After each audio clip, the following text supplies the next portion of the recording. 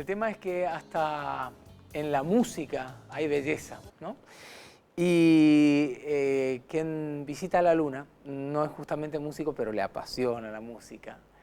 Es arquitecto, ha estado al frente, está al frente de aulas en las cuales, además, es un hombre que sabe y mucho de historia del arte y ligado a la arquitectura, a los lugares, a los espacios. Y dije belleza porque hoy, cuando abríamos el programa, conversábamos de belleza, dijimos vamos a tratar de que esta luna esté dedicada, por lo menos a la contemplación de una luna que puede ser bella. Carlos Gómez Sierra está con nosotros, es el arquitecto Carlos Gómez Sierra. Gracias, Carlos, por venir. ¿Cómo por te va? favor, ¿Cómo estás? Un gusto por la invitación. Muy bien. Muy a gusto de estar acá. Primero, vamos, antes de hablar de lo tuyo, vamos a hablar del otro que es lo tuyo, que recién decía, ¿te apasiona la música, no? ¿Te gusta la música? La música forma parte importante de mi vida desde siempre. Ocupa un lugar importante. No solamente creo que es para llenar un espacio, sino siempre fue también un espacio de búsqueda. Siempre me gustó buscar, identificarme con ciertas músicas. Siempre fui muy curioso, muy inquieto.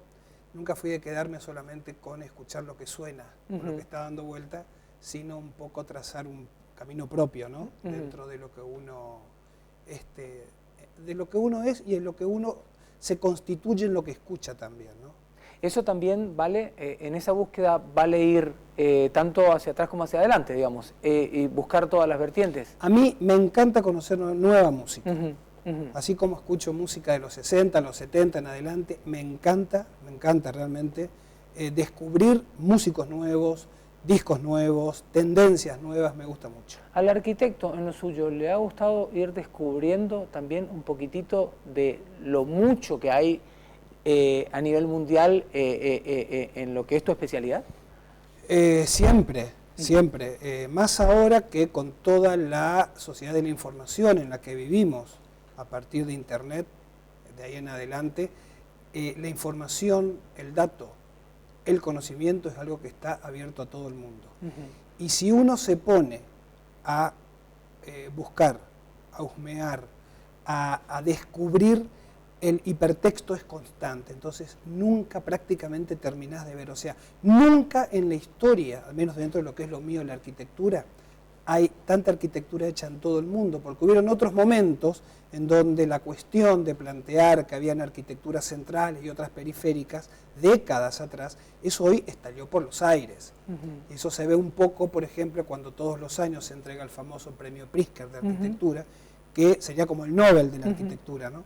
Que ya en los últimos años están recibiendo arquitectos de Chile, arquitectos de la India, arquitectos que antes, décadas atrás, podrían considerarse como países o sociedades periféricas. O por ejemplo, sin ir más lejos, acá enfrente en Paraguay, se están haciendo arquitecturas de altísima factura que ya están siendo consideradas a nivel mundial. Hoy por hoy el acceso al conocimiento que hay en todas las ramas es verdaderamente formidable, pero también yo creo que aparece algo que es importante, que es, al mismo tiempo de contar con toda esa base, también formarse en el pensamiento crítico. O sea, no todo se puede ver, no todo se puede conocer, entonces evidentemente el pensamiento crítico juega un rol fundamental para saber qué ver y qué elegir. Hoy en el bloque anterior hablábamos un poquitito de la identidad de las personas. Las ciudades también tienen lo suyo, ¿no? Su manera de identificarse desde lo que vemos. Absolutamente.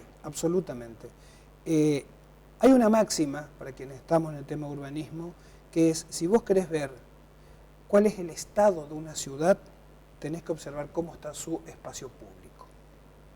Ahí tenés un primer elemento de juicio acerca de cómo es el estado actual de una ciudad, un diagnóstico. Ahora, más allá de eso, cada ciudad es reflejo de su sociedad en el tiempo. Corrientes se funda en 1588, estamos en el 2019, o sea, en la ciudad en la que vivimos hay una ciudad presente, pero que convivimos con una ciudad pasada, y que al mismo tiempo también todas las ideas que pueden estar circulando, ideas, intereses, pujas en conflicto, que la ciudad también es eso, empieza a disparar una ciudad posible a futuro también. Pero eso pasa en todas las ciudades del mundo. Hay que pensar que la ciudad es la más importante y revolucionaria creación cultural de la raza humana. Es donde los seres humanos hemos decidido vivir en comunidad de manera asentada, ya no nómade, y dejando registro histórico de nuestros pasos por esas ciudades. En ese sentido, entonces, cada ciudad tiene su propia identidad que se fue tejiendo, se fue consolidando a lo largo de, en algunos casos, de los años, en otros casos de los siglos, y en otros casos de los milenios incluso. En el caso de nuestra ciudad, Carlos, esa evolución arquitectónica, si se puede definir de esta manera, corregime, ¿se va dando o en todo caso la intervención nuestra como sociedad, como culturalmente vamos armando, sí, se va haciendo lo que se puede? Sí. Porque a veces me da la impresión que no terminamos de respetar, salvo algunos edificios, y parte de lo que se dice, o se muestra, o se vende, si me permitís el término como patrimonio histórico, el resto es como que, y vamos haciendo, y si queda bien con que me guste a mí, ya está. Y no contemplamos lo que pasa en el entorno. La ciudad es el objeto de lo posible. Ahora, en lo posible aparecen las coyunturas, por un lado, pero también aparecen los proyectos o las ideas que van a largo plazo, que vienen planteándose desde hace mucho. En principio eso. Ahora, después vos dijiste un término que me parece importante y que particularmente, si me permitís, creo que hay otro que lo define mejor. Porque hablar de evolución, en realidad, es un término que proviene más de la biología, ¿sí? Darwin, la evolución de las especies. Mientras que yo creo que lo que pasa en una ciudad, que se manifiesta materialmente, es manifestación de nuestra propia historia. Y ahí yo siempre me acuerdo de un concepto extraordinario de un gran escritor, poeta, premio Nobel, como fue Octavio Paz, que decía, la historia no sabe qué es la línea recta. La línea recta es una construcción matemática. Mientras que la historia la hacemos los hombres, los seres humanos, y somos caóticos por naturaleza, en donde la ciudad siempre, desde que existe la ciudad hace unos 5.000 años, siempre fue un territorio de conflicto. Ahora, cuando digo territorio de conflicto, no me refiero solamente a guerras o lo que podemos ver hoy, piquetes en las calles, no, conflicto de intereses. ¿Sí? Hay quienes quieren una cosa y quienes quieren otra. Y generalmente el resultado surge de la descomposición de vectores de eso, por así decirlo, ¿no? Entonces, la ciudad en realidad no creo que hay que plantearlo como una cuestión evolutiva, sino como un palimpsesto, en donde se van reescribiendo historias permanentemente, en donde van quedando registros pasados, pero también van quedando obviamente registros presentes. En ese sentido, sí soy un convencido de que una ciudad debe tener necesariamente elementos monumentales. Ahora, cuando digo monumento no me refiero como habitualmente uno entiende que es San Martín encima del caballo. Monumento es ese objeto, ¿sí? Físico, puede ser un edificio, puede ser una estatua, puede ser un obelisco, en donde la comunidad, la sociedad se referencia de manera conjunta. Y en ese sentido, yo creo que los correntinos por ahí tenemos una relación difícil con nuestra historia. Creo ¿Existe eso? Existe, tenemos una relación difícil con nuestra historia, yo creo, una relación corriosa, porque por ahí el correntino muchas veces nos sentimos orgullosos de nuestra historia, nuestra prosapia, pero por ahí vemos nuestra ciudad y nos damos cuenta que no hemos sabido oportunamente dar los pasos necesarios para consolidar su historia de mejor manera. Así todo, en Corrientes tenemos aún muchos vestigios respecto a lo que es nuestra propia historia. Muchos dicen, bueno, pero los vestigios más cercanos son del siglo XIX. Hay muchos edificios del siglo XIX. Yo digo que no, que en realidad hay un vestigio clave, que es el de, cuando uno ve el centro de la ciudad de Corrientes, el casco céntrico, que decimos, che, qué angostas las veredas, ¿no? Bueno, ese es el registro del siglo XVI.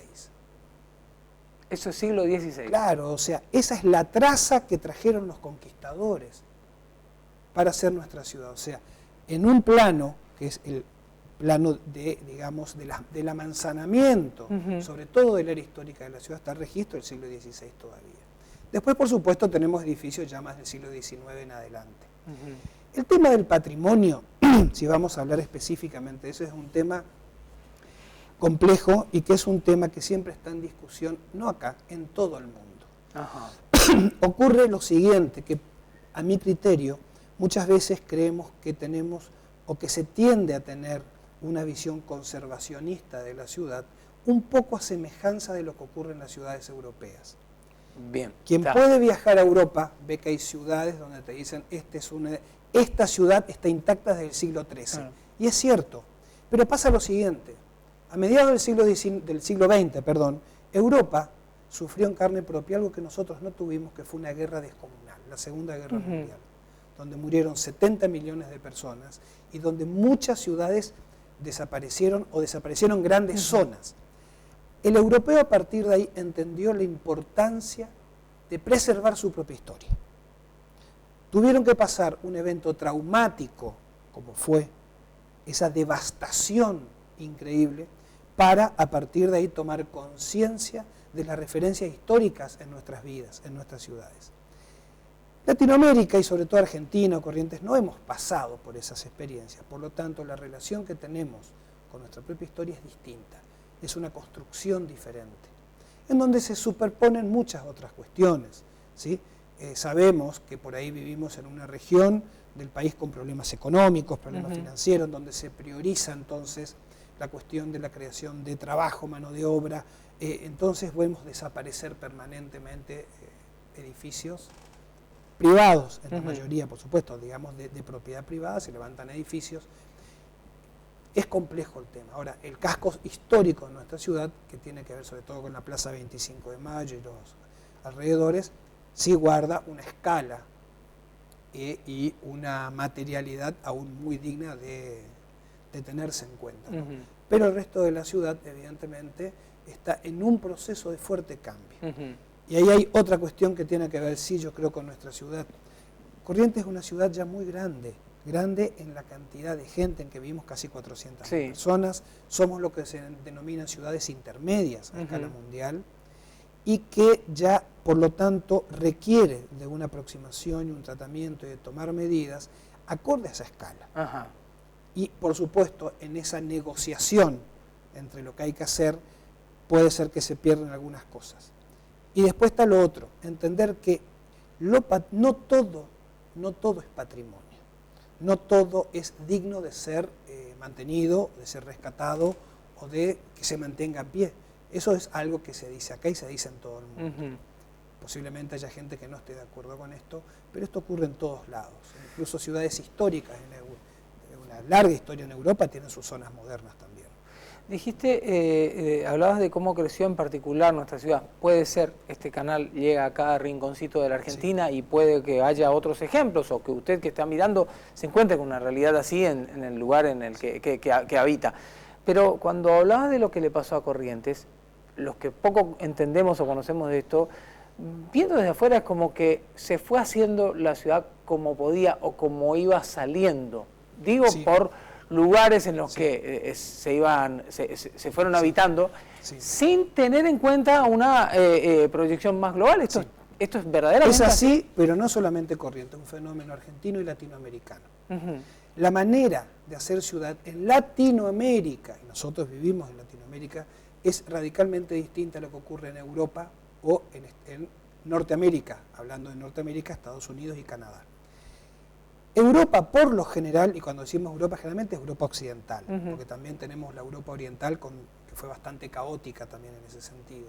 Pero, por lo general, Europa y el norte de América, sí, Canadá, Estados Unidos, tienen un concepto histórico de hacer ciudad que es, primero se urbaniza y después se habita.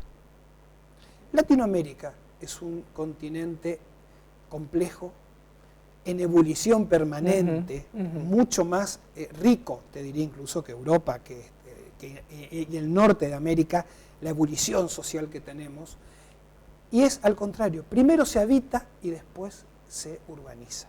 Por eso es que tenemos, obviamente, las zonas marginales en nuestra ciudad, lo que se llama ciudad informal, en realidad no marginal, sino ciudad informal, que bueno, que es lo que nosotros conocemos como villas miserias en Argentina, como favelas en Brasil, reciben otros nombres en el resto de Latinoamérica, y es por los lógicos problemas económicos, estructurales que tiene Latinoamérica. Entonces, es un fenómeno, en principio, latinoamericano. Por otro lado, en la Argentina, hubo hasta la década del 50, ¿sí?, un periodo en donde las ciudades han crecido de manera desarrollada, porque esa es otra cuestión, no es lo mismo crecer que desarrollarse, ¿sí? Han crecido de manera desarrollada, o sea, planificada. A partir de la década del 50, y esto pasó en toda la Argentina, ahí empieza a perderse el control de esa planificación y es cuando empieza ese derramamiento de digamos, acciones espontáneas de la sociedad para instalarse donde puede, como puede. Entonces, por un lado decimos, sí, es cierto, vemos que nuestras ciudades crecieron sin planificación, pero por otro lado vemos y debemos observar que son procesos muy extendidos, pero que ahora, creo yo, en los últimos años, se ha tomado una fuerte conciencia de eso, y ahora, insisto, en los últimos años, se está tomando en serio el tema de la planificación, casi te diría en todos los niveles. Y no es un tema menor, fíjate que acá aparece algo que yo creo que es fundamental. Decíamos al principio de esta conversación que una de las mayores creaciones culturales de la raza humana es la ciudad. Posiblemente estemos viviendo en este momento la edad de oro de las ciudades a nivel mundial. Y eso incluye Corrientes y todas nuestras ciudades. Nunca en la historia de la humanidad está ocurriendo lo que está ocurriendo ahora, que es la mayoría, más del 50% de la población del mundo, habitamos en ciudades. En ese sentido, Latinoamérica está por encima de la media mundial. Argentina está por encima de la media latinoamericana y Corrientes, la provincia de Corrientes, está por encima de la media nacional. O sea, somos una de las provincias con los mayores índices de urbanización del país, cercano al 90%. O sea, casi el 90% de la población correntina en la provincia habitamos en cascos urbanos, sean ciudades grandes o ciudades chicas. Un tema que por ahí, para mí en más de una ocasión ha sido recurrente, cuando uno sale y mira y digo, yo no sé si es una cuestión, insisto, corregime, vos sos el profesional, no sé si es una cuestión de necesidades, no sé si son necesidades económicas, no sé si pasa por un negocio, no sé si pasa por una moda, pero esta ciudad, como tantas otras, uno puede decir que se ha ido para arriba, porque empiezan a aparecer cada vez más edificios de departamentos, construcciones de esas características. Y muchas de ellas, tampoco sé si ahí no hay un toque de nostalgia, han, si se quiere, invadido espacios que le han quitado buena parte de la esencia de lugares que me parece eran emblemáticos o que al menos tenían en su interior las características del barrio. Yo, sin ir más lejos, un sitio característico como en la ciudad de Corrientes, como es el barrio Cambacuá, lugar céntrico. Donde yo vivo. Sí, donde vos vivís, vos te das cuenta que aquella ciudad en la que vos creciste, aquel barrio en el que vos creciste, quizá perdió, a partir de tanta construcción, insisto, puede ser un dato netamente nostálgico, quizá perdió buena parte de su esencia. Sí. ¿Está buena esa transformación? ¿Está bueno que todo lo que hay dando vueltas uno diga, bueno, vamos y viene una torre? A ver, yo no puedo negar lo que vos decís, que si uno ve desde un punto de vista de la nostalgia, de la memoria, ¿sí? Eso ha ocurrido. Particularmente, un primer punto, yo creo que hay que actuar más con la memoria y menos con la nostalgia. Bien. Porque la nostalgia es donde nos reunimos, lloramos juntos por lo que no tenemos, pero no es constructivo. Mientras que la memoria es algo que se trae al presente y es operativo y sirve entonces para decir qué es lo que debemos hacer. Puede ser que haya algo de nostalgia, pero a mi criterio, también como urbanista, te diría que al menos un sector, cuando uno venís de Resistencia, bajás el puente y ves hacia el centro del barrio, el Cambacoa, cada vez más torres, está teniendo algo positivo. Posiblemente ahora sea más barrio. ¿Por qué? Hay más gente circulando en las calles, hay más comercios. Antes, hasta hace 10, 15 años atrás, como vos decías, el barrio Cambacoa, por ejemplo, todas casas bajas y muy pocos comercios en la calle. Hoy, se fue un poco para arriba, las plantas bajas de los edificios, de las casas, empiezan a tener otra demanda, ¿sí?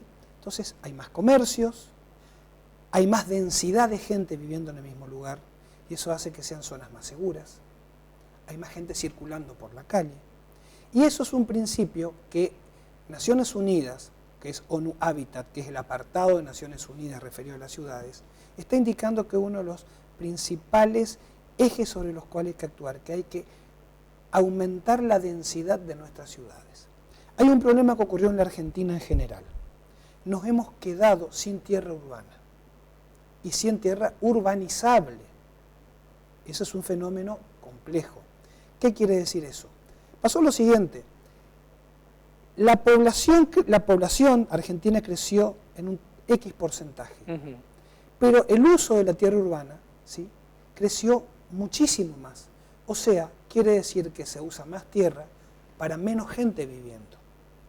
Vos si hablas con un intendente, por ejemplo el intendente de la ciudad de Corrientes o de cualquier otra ciudad de la provincia, te va a decir qué le conviene, que la recolección de residuos sea en un circuito más chico o tenga que irse cada vez más lejos a llevarlo. Si vos hablas con la ADEPEC, ¿qué prefiere? ¿El tendido más corto o un tendido larguísimo para alimentar a pocas familias? ¿Se entiende? Hoy se tiende a lo que se dice la ciudad compacta. Y en ese sentido, por eso yo hacía la diferencia, no es lo mismo crecer que desarrollarse. Hace mucho tiempo, en la década del 50, Juan José Sebrelli escribió un libro magnífico que se llamaba La cabeza de Goliat sobre Buenos Aires, que decía que Buenos Aires es una ciudad macrocefálica, la gran ciudad cabezona, mientras que el resto del país estaba vacío, ¿sí o no? Bueno, justamente a lo que se apunta es a que se pierda esa, empezar de a poco a que las ciudades no se extiendan tanto, sino que se compriman. Ya no, lo que está ya está, por supuesto. Ahora lo que hay que buscar es ir un poco para arriba, aumentar la densidad. Ahí mejora todo, mejora la convivencia, mejora la seguridad, mejoran los recursos económicos, mejoran los recursos humanos, hay menos tiempo de traslado de la gente de su lugar de su casa al trabajo. O sea, en realidad, eso que vos planteás que pasa en Necambacuá, y yo viví en Necambacuá en la década del 70, ese barrio que vos decís, hoy está bastante cambiado, obviamente, yo creo que también tiene algo de positivo, y que es positivo también a su vez para lo que es la economía urbana. Lo último, en este aspecto, porque me parece que ya de alguna manera lo afirmaste, ¿ves con buenos ojos que todo esto vaya mutando de la manera, uniendo con lo que decías al comienzo, ¿no?, que vos sos de bucear por la música y no le tenés miedo al respecto? No decís, bueno, pero mira que si vamos pierdo mis gustos por tal cosa y de golpe. ¿Ves con buenos ojos que esto le vaya pasando hoy a las ciudades? ¿Ves con buenos ojos que esto nos vaya pasando a todos? Corrientes, ejemplo, porque estamos conversando en Corrientes, pero que vaya pasando en cada sitio. La única tradición que perdura es la que se renueva. Si una tradición no se renueva, queda como pieza de museo. Hoy por hoy, justamente, el tema es de la identidad. Y hoy por hoy estamos atravesados por identidades de todo tipo, identidades locales, identidades globales, identidades mundiales. Pero tenemos internet, televisión, o sea, hoy el concepto de identidad ya no es el mismo de hace 100 años. Y yo creo que, si bien presenta desafíos, claro está, y que hay quienes obviamente no van a estar a favor de esto, yo creo que en general es positivo. Pero yo parto de esa base que te decía recién. La única manera de ser quienes somos es asumiendo que cambiamos también. Yo tengo 55 años, yo no soy el mismo cuando tenía 20, pero básicamente sigo haciendo lo mismo, con las modificaciones lógicas del paso del tiempo. Con las ciudades hay que tratar que sea lo mismo, pero entonces sí, ahí creo fervientemente que hoy por hoy el concepto de planificación tiene que estar presente. Pero cuidado, no la planificación dictatorial, por así decirlo, de un arquitecto. A ver, hay un concepto bárbaro que lo dijo César Pélez, arquitecto genial argentino que murió hace muy pocos días. Él decía, la ciudad es más importante que la arquitectura y la arquitectura es más importante que el arquitecto. O sea, si el arquitecto se pone por encima es una cuestión de ego, En realidad acá lo importante es la ciudad como espacio de convivencia. Carlos, ha sido un gusto enorme, ¿eh? Muchas gracias. Y sé que tenés los pies en la tierra, pero gracias por visitar la luna, que siempre está bueno hacerlo, ¿no? Está buenísimo. Muchas gracias. Te vamos a volver a invitar y vamos a seguir charlando porque el tema es apasionante. Por mucho gusto, muchas gracias. A ustedes muchísimas gracias por haber disfrutado de la noche con nosotros. Mañana a las 23 volvemos a disfrutar, a quedarnos juntos mirando la luna. Chau y hasta entonces.